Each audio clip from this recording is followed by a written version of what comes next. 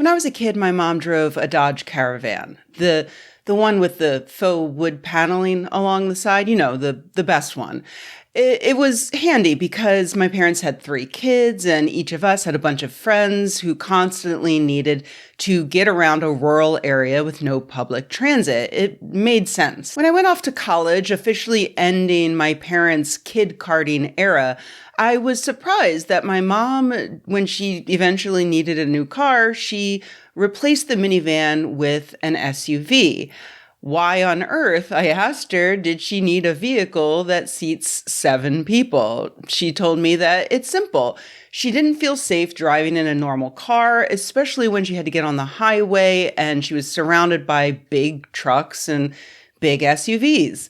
She liked having a higher vantage point and she felt more secure in a larger vehicle, despite the fact that it got terrible miles per gallon and she didn't even need all of that space. I did think at the time that this sort of sounded like an arms race where everybody is just going to need to get progressively larger vehicles. And I didn't realize, though, how right that was. Because that was back in the early 2000s. Unbeknownst to me at the time, my mom was voicing an opinion that would become the de facto American mindset over the next few decades. When it comes to cars, trucks, and SUVs, bigger is better because bigger is safer. And that might be true for the people inside the vehicle sometimes. Unfortunately, it's absolutely not true for the people outside of the vehicle, particularly cyclists and pedestrians who a few separate new reports that have just recently come out show are dying with increasing frequency because of the growing size of our vehicles. First up is a report from the New York Times, which looked into why pedestrian deaths in the United States suddenly started to rise around 2009 after years of falling thanks to improvements in safety. Because other industrialized countries didn't show a similar rise, experts suspected that it wasn't due to something like the rise in the use of smartphones or other factors that could reasonably affect similar countries.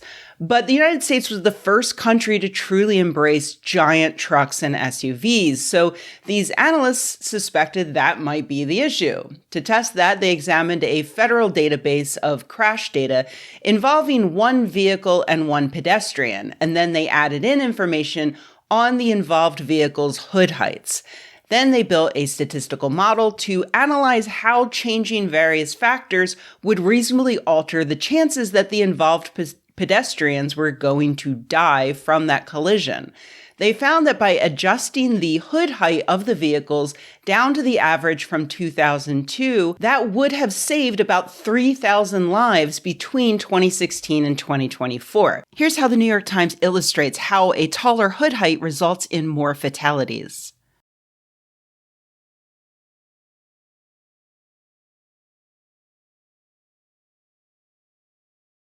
And that's just based on the data that they had available to them, which didn't include crashes that happened on private property, like parking lots, driveways, and private roads. And a lot of pedestrian deaths do happen in those places.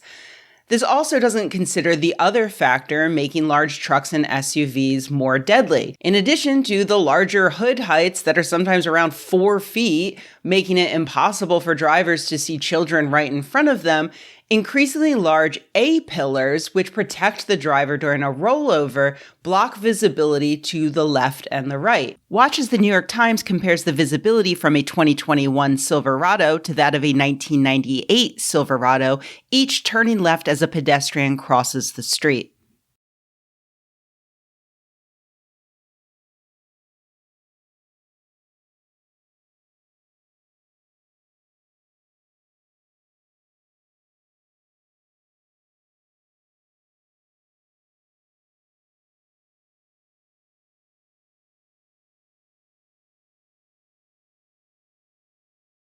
These drivers are operating multi-ton vehicles half blind, and more people, particularly smaller people like women and children, are dying as a result.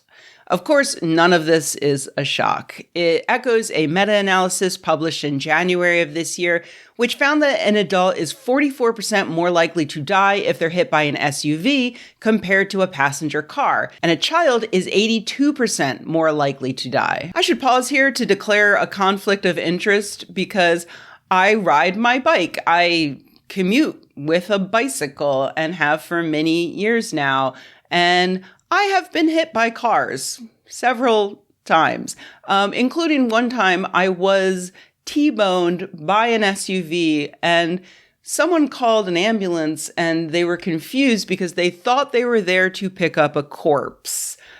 Luckily for me, I'm indestructible, so I was actually just fine.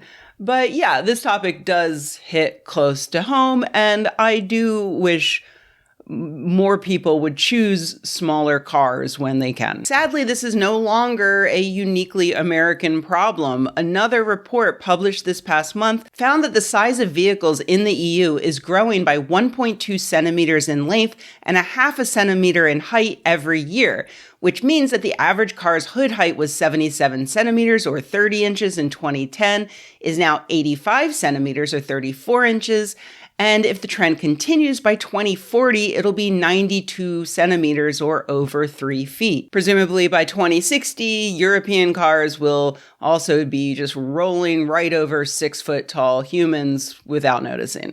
Those researchers found that if the trend is not nipped in the bud, it'll result in 40% more children dying every year while they walk around. Unfortunately, the people buying and driving these trucks and SUVs don't give a shit. Oh, they probably just don't know about the dangers, right? Wrong. In another study published this past month, psychologists in the UK asked subjects whether or not they were interested in buying an SUV and what potential risks they thought there might be in driving an SUV. And then they showed them several ads for new SUVs. One group saw ads that explicitly called out the increased danger to pedestrians. In a follow-up survey, that group saw a 28% rise in the number of subjects who now understood that SUVs posed a greater danger of killing pedestrians. Despite that, 95% of them still said they planned to buy an SUV. They straight up did not care. The authors concluded that we can't educate people out of this dangerous trend. The empathy is just not there. The only solution is policy-based, like forcing people to pay more money to have larger vehicles. Or, just making them illegal. Just kidding. That will never happen because adults' personal freedom to run children over trumps children's freedom to not be run over.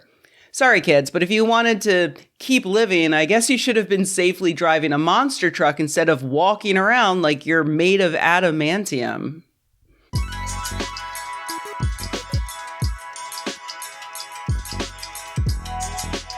Hey everybody, thanks for watching. If you enjoyed this video, please give it a like. If you loved the video, please subscribe. And if you think the world could use more videos like this and you happen to have a few bucks laying around, head to patreon.com/Rebecca and join an awesome community of nerds like the people whose names you see on the screen right now. Thanks.